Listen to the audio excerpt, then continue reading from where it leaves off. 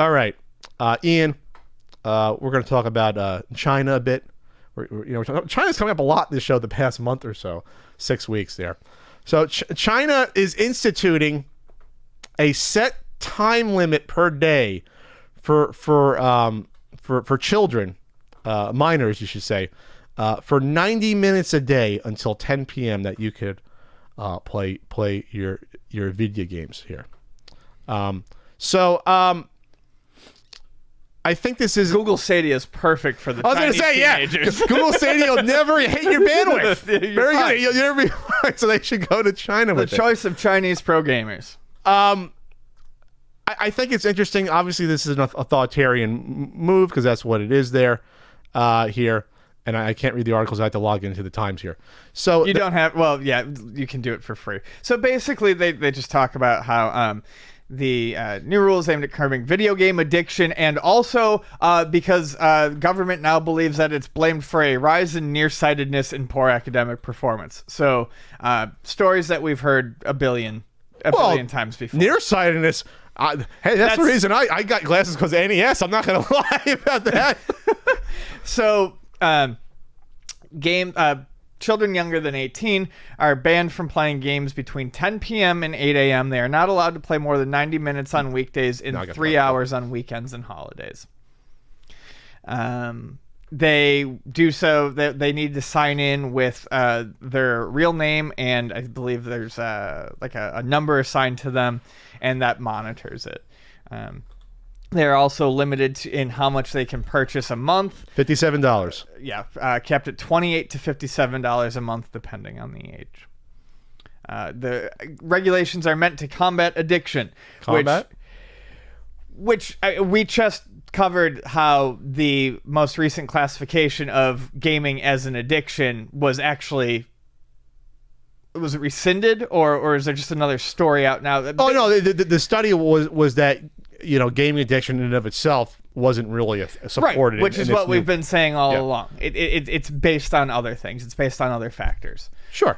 So I feel like, I mean, obviously there's other things that they could be working on here as opposed to limiting gameplay. It's not going to change anything. Well, it's going to change something. It's going to limit the amount of time you can play the games. No, everyone says that it's not because it's going to be easy to work around. Children will be able to use parents' numbers and things like that to log in.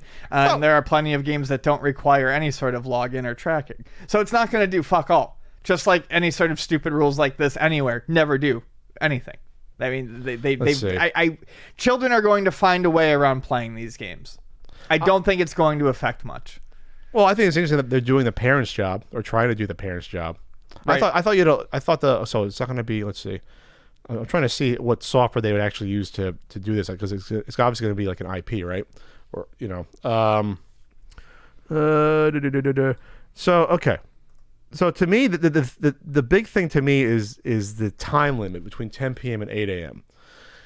If you're a parent and you have a 10-year-old, they should be asleep by then, not just playing games still. That to me is a weird thing, that they have enough data that this is happening. I guess they must have done some research, the government, you would think, before instituting this stuff. I don't think there's anything weird about it at all. I mean, look at kids now. Just you have a 10-year-old, but people have computers in every room of the house now. Or a tablet at least, or an iPhone. I mean, I don't think that's any different than here. I mean, plenty of kids I think a lot of kids are probably doing a lot of their playing at night after parents go to bed, after they've done, their schoolwork, they've done dinner, they're done with their obligations for the day. That's probably when they're going to try to squeeze it in the most. They did a press release from the news agency. In recent years, China's online game industry has developed rapidly while satisfying the needs of the people for leisure and entertainment and enriching the people's spiritual and cultural life. Some minors are addicted to games and excessive consumption, which are worthy of high attention. These problems affect the physical, mental health, and normal learning and life of minors. In order to respond positively to social concerns and solve outstanding problems in the development of the industry, we conducted relevant research, listened to opinions, and formulated specific measures to form this notice. Xi Jinping's new era of socialism with Chinese characteristics. The notice fully reflects the principle of giving priority to social benefits and priority for the protection of minors, adhering to the problem-oriented, focusing on the key and difficult problems of the current anti-addiction, precise policy, targeted therapy. It goes on and on and on and on and on.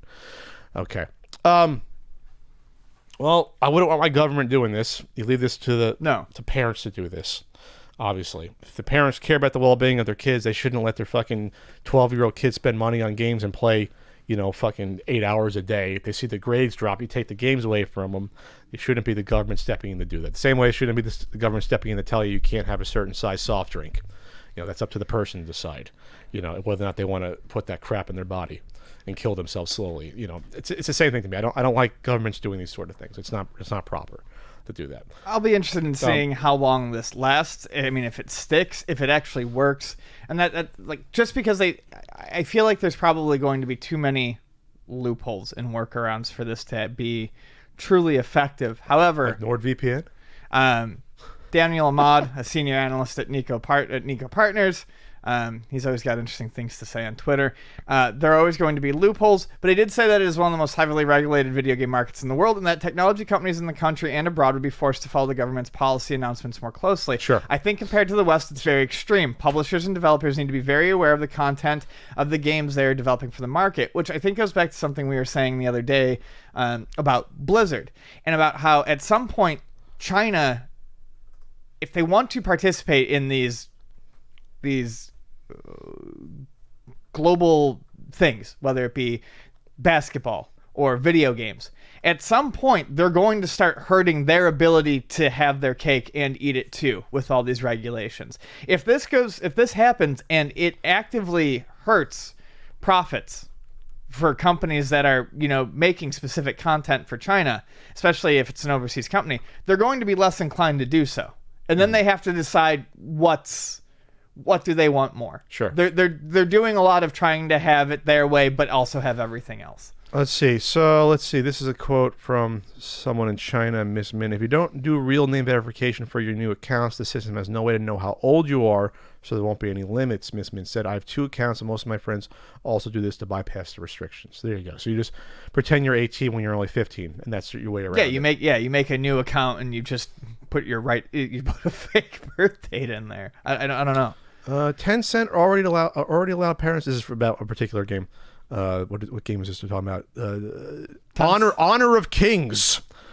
So there's always like that Clash of Swords. It's always that. Yeah. God, I hate the mobile names of games. Tencent already allowed parents to monitor their children's use of the game, but it imposed the tougher restrictions last month. One day after People's Daily, the Communist Party's main newspaper, called Honor of Kings poison to the teenager. This is a different article. I think that's kind of related to this. This is from August of a couple years ago, actually. So this is just going back in terms of it trying to get the people to stop playing games. I think it's interesting. Hey, I guess the optometry industry would hate this law because they want people to buy glasses and contacts and kids. After I got my NES in 2nd grade, I had to get glasses within I think it was like 8 months, 8 to 10 months, something like that. Definitely a year. No, but within I think a year and a half, I got glasses. So I got my NES in the middle of 2nd grade, and I got glasses by like 3rd grade, somewhere in 3rd grade. I think I got it 3rd or 4th grade. It's like a year and a half, maybe. So anyway, I think it's interesting, but I definitely see a problem. I guess I don't know. I don't remember playing games past 10 p.m. I wasn't allowed to stay up past 9:30 until I was like 12 or 13, I think. Okay. That's why I wanted to stay up and watch Night Court at 9 p.m. because I was so scared after watching Unsolved Mysteries at 8. My parents wouldn't let me when I was like 10 years old. I was scared. You did a little of that Night Court to wind you down. Little Harry behind the bench. Rest in peace, little Harry. Bull. What's that? Little bull. Little bull. Yeah. Anyway.